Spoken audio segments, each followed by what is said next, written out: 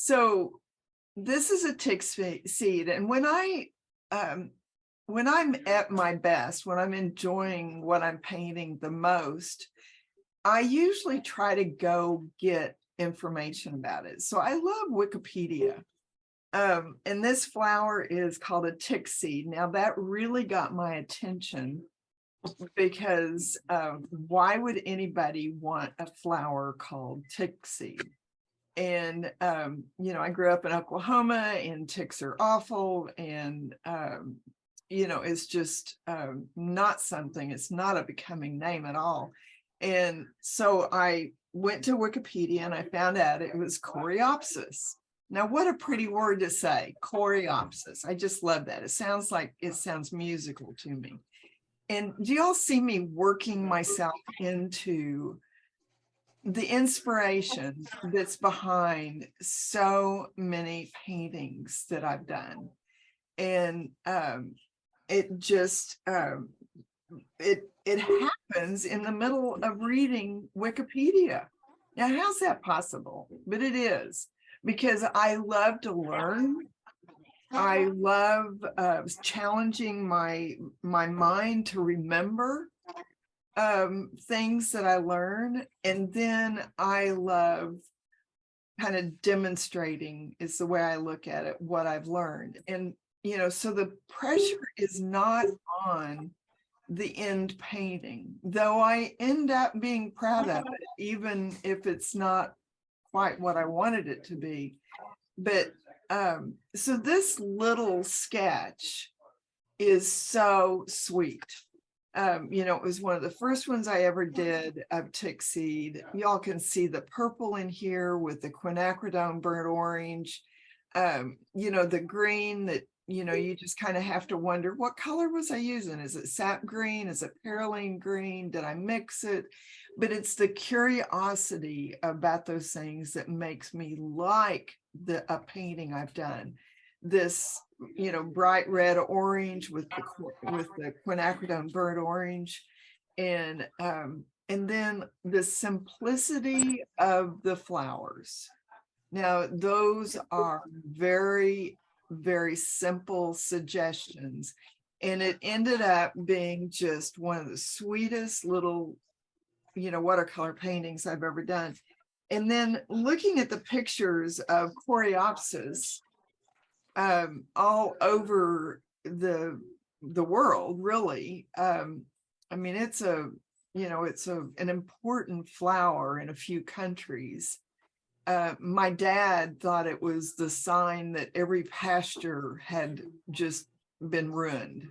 Nobody had taken care of it. Nobody had nobody had plowed the ground under. They'd not. And, Oklahoma went through the Dust Bowl. But do you see how many things that are involved in me personally with Coreopsis, our tick seed? Do you see all the things that I've just talked about? Oklahoma's Dust Bowl.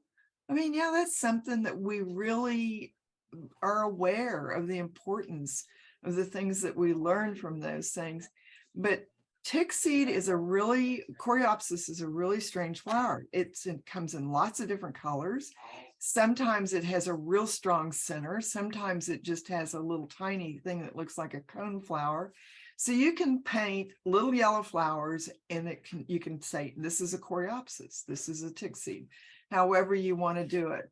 Now, the video I did this morning was me painting this. And so this is what we're going to sketch today, is something. That's beautiful, Kathleen. Yeah, thank you. Thank you. And y'all don't have to watch, every bit of it. But I did a quick sketch to kind of determine where. Are y'all looking at the video? Yes. Yes. So,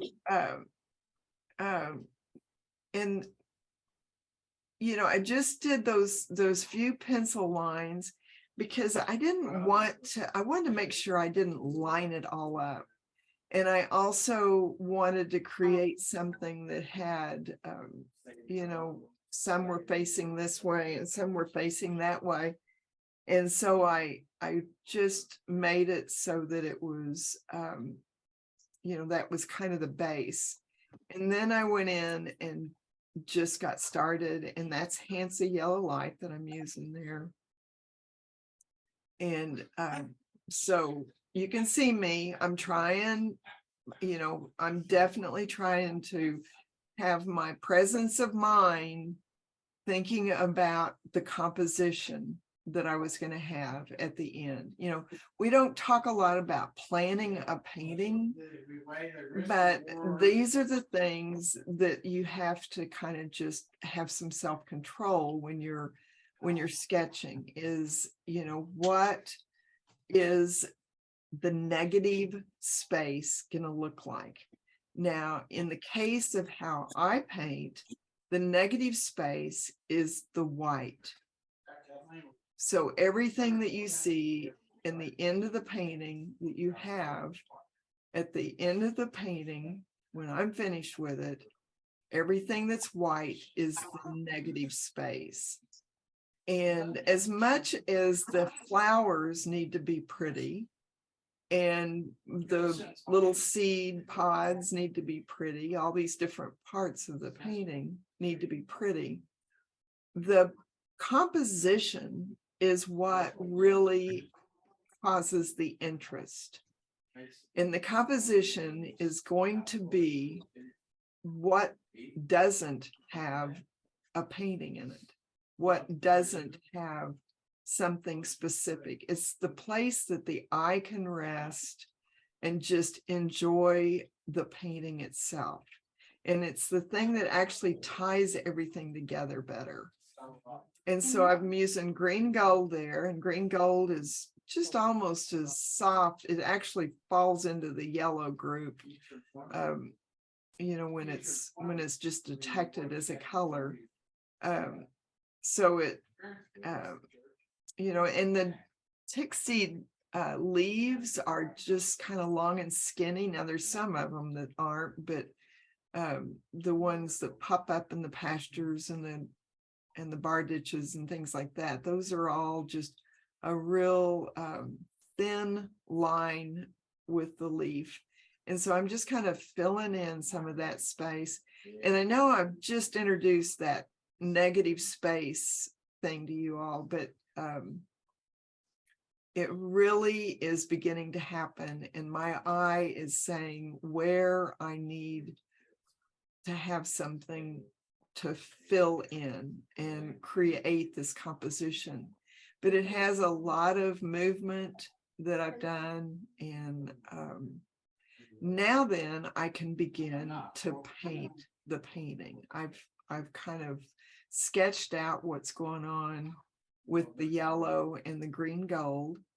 And now I'm going in and kind of establishing shape and direction on each one of these little things that I created here.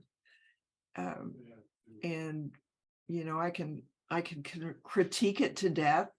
I just don't like to critique paintings. I don't like to critique your paintings, and I don't like to critique my own. I do like to paint them, and I do like to know that you all have painted. It's just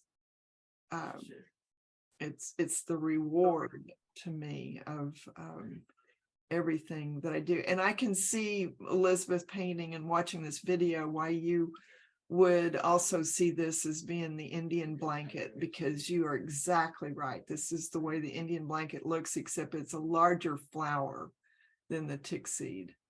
And I am painting this like it was by putting that orange right at that edge and things like that. Those are the things that the Indian blanket, the characteristic of it.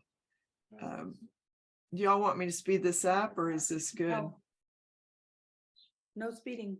No speeding. Okay. Well, I have a quick question. yes, So- please. If I wanted to go back and add some of that color mix into the flower that we painted, can I do that after I do my black lines? It all depends on I resist that. And the reason I resist it is because when it goes on top of the black lines, a lot of times it makes that kind of dull and just, ends up being a spot. But when I want to go back into a painting, I go back into it, but I do it very carefully. And so if that's what you're talking about, absolutely. Just, and it's like accent colors or something, maybe, it's not something I'm going to go try to cover anything. But watercolor painting becomes overworked very easily. And so what I teach you and how I teach you is trying to keep it real fresh. And even when I go in with a moist brush and soften an edge, you have to do that gently or it begins to look overworked. And you just these little tiny areas that I'm introducing the quinacridone burnt orange in this really makes a difference. And keeping that white space, keeping that negative space. So so now I'm going to go in and enhance that yellow a little bit with new gamboge. And if I'd started with the new gamboge and that's all I'd done, I could come out and add some to the ends or something, but it's just fun to enhance other colors with it and not have everything the same. So there's a lot of variation that these different layers create that,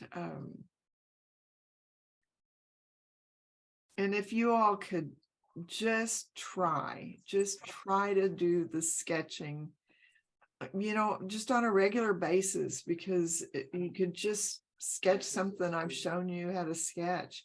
You don't have to figure out a lot. If you go to Wikipedia, they usually have a lot of images. If you're on Google, if you're on Chrome, they have there's a tab that says images, so if you do a search for something and want to see what that flower looks like, want to learn more about it,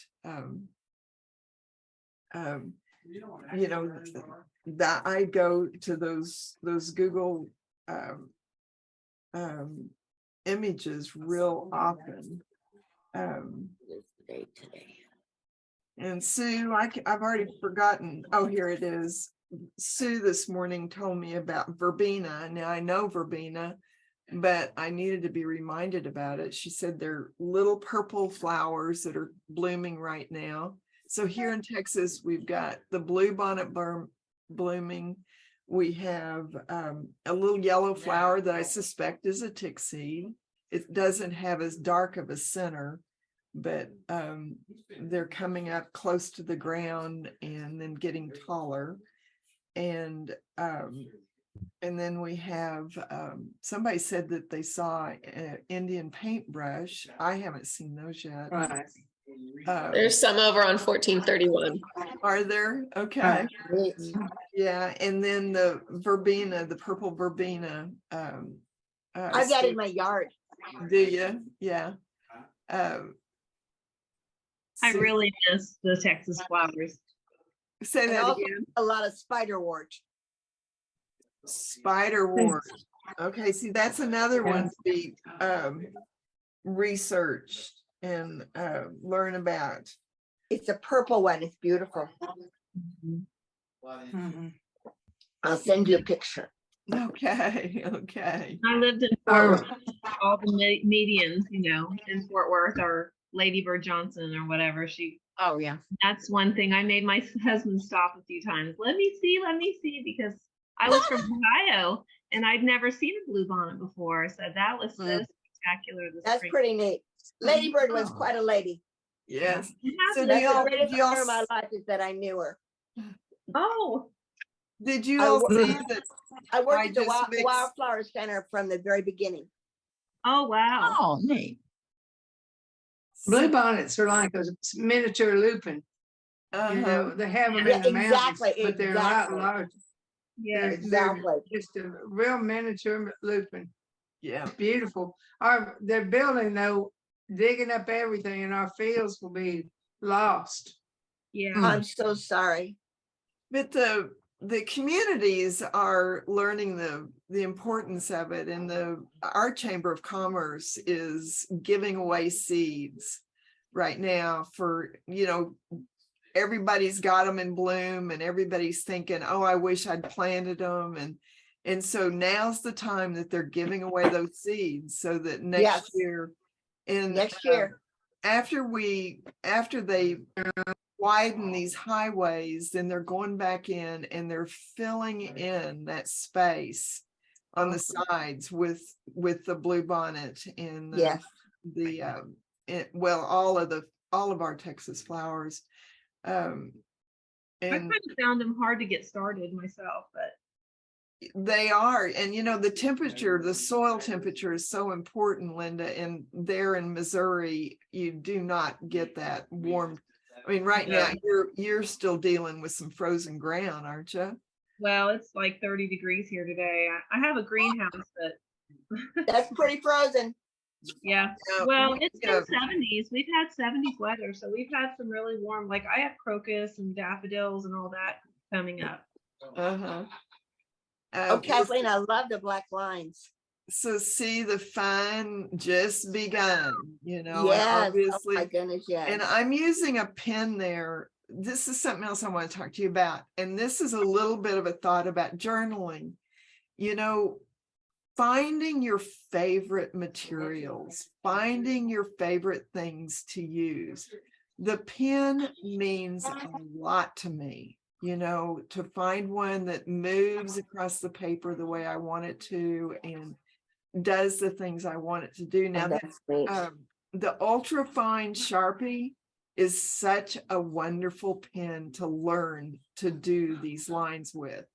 But if you can move off of that at some point and go to like the 0.03 pens, Prismacolor pen or one of those, I recommend that you stay with permanent ink. The pen I'm using right now in this video is not permanent ink. And what that means is that it is like India ink. If I touched water to it, it would run. Ew. So, but it's my very favorite pen to use. And so what's important to me when I am painting is that I'm painting Enjoyment. right. It is the doing. You all have heard my story about the little Yep. boy in the sandbox. I can't tell that story enough. I mean, he is called into lunch and he knows how wonderful what he's just built in the sandbox is. And what's he do? He turns around and he kicks it and he enjoys it falling as much as he enjoyed the process of doing. And as adults, we need more of those sandbox experiences. And the older you get as an adult, I recommend that you have those experiences more and more often. And stop looking at your paintings and saying that's good or bad, or it's fine to say, I like this one the most. I mean, that's fine, but there's not any of them that you shouldn't have. If you didn't enjoy painting it, you just didn't show up. You let yourself be distracted by other things. And that's what we're practicing, is having our mind think about what we're doing, showing up for what we're doing. I mean, I know my grandson's going to hear me say this, but he's right in there in the kitchen. And, he has spent a lot of time here over his life or with us, but I have to really work at not doing my normal stuff so that I get to really enjoy the time, this little bit of time that he's here. Exactly.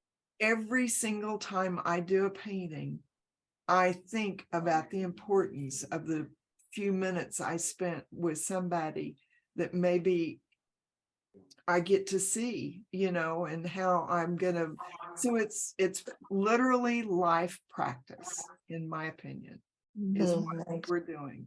So how's that for a Saturday morning?